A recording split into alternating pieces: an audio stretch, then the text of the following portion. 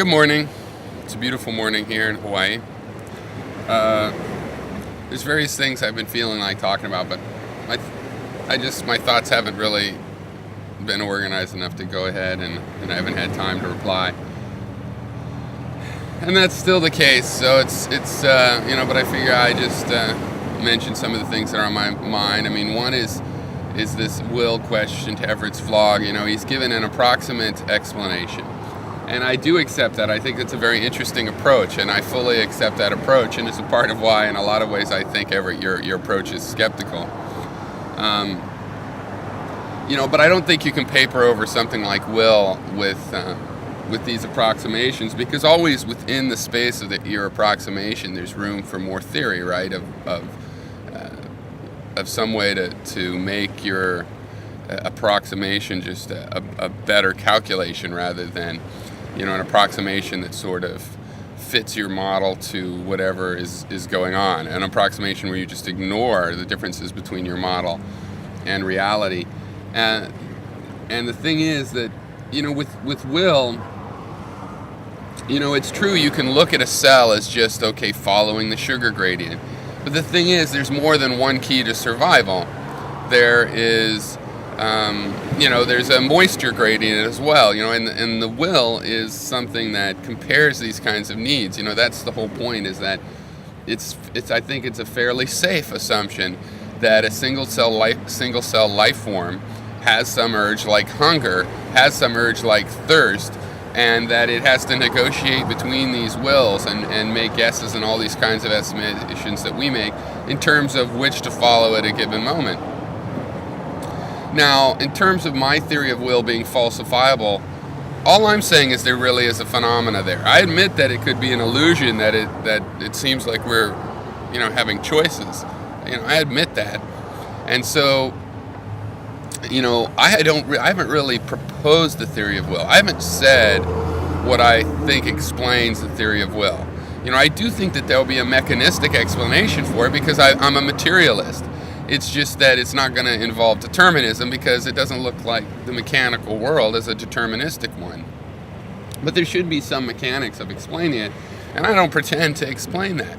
I don't really know, I'm not saying, the will is the thing collapsing the waveform or anything like that. I haven't really made that proposal. What I've said is that if you want to tell me that what appears to be the case is an illusion, then the burden is on you. I mean, we all agree it appears that the sun comes up, so we should all agree that the burden is on those that say that it doesn't come up to explain that illusion. And that's what I'm saying. Some other stuff I've been thinking about, I want to talk more about, a non-groundbreaking, not super deep, but very useful practice of trying to grab metaphors from science, the way that we think in science, and applying that into philosophy. And one example, a very simple, straightforward example that I really like, is the boundary condition. If you're trying to calculate, say, what is the shape of a cable hanging between two posts,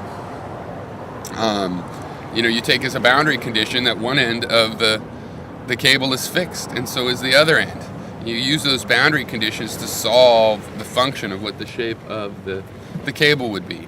And this is a really important thing. We choose our boundary conditions. It's like we choose to make them anchors in our argument. I mean, when you take one of the boundary conditions of a problem like that to be, one end of the cable is in a known location, it's not that there's a real cable with that known location or anything like that. It's just like it's part of the solution that if a cable's hanging between two posts, that the two ends are fixed at those posts.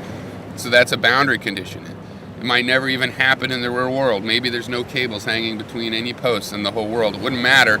You take the boundary condition as a way to solve out the rest of the problem. And this is really how we do all thinking. There's certain boundary conditions. In a morality, when we're creating a morality, the morality is expected to find certain things immoral. It should be immoral to kill an infant, in your morality. That's a boundary condition going in.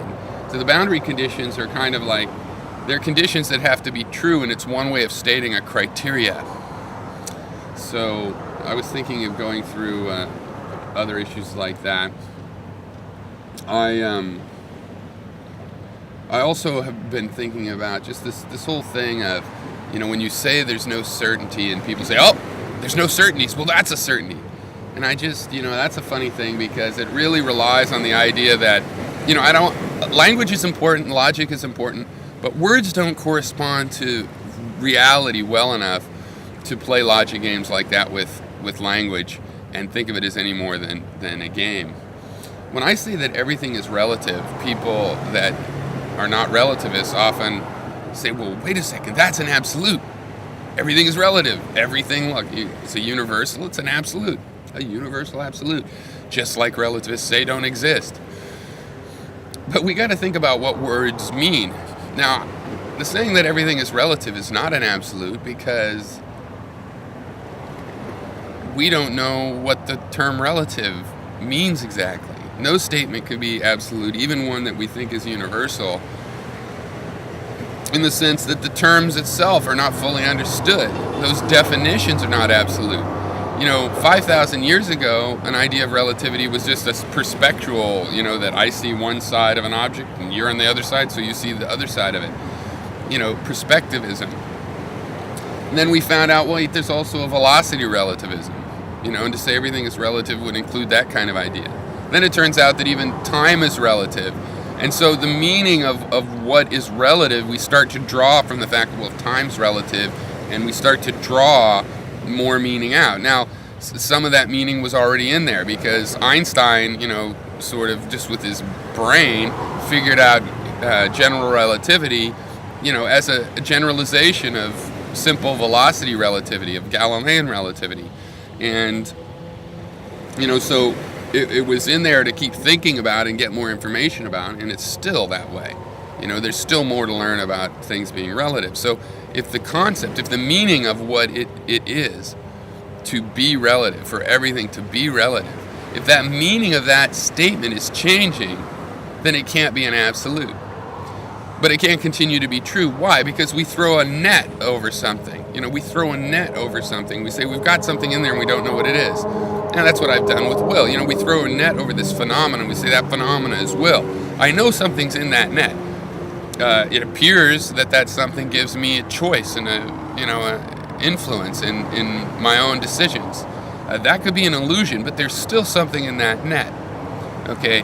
Now so it's like I could say the will exists because there's still an open question. That's not absolute. I'm not making a conclusion about will other than there's a phenomena there to describe. What it means, what does the will exist as, is still the open question. And this is how we go through the universe and get more and more knowledge about it.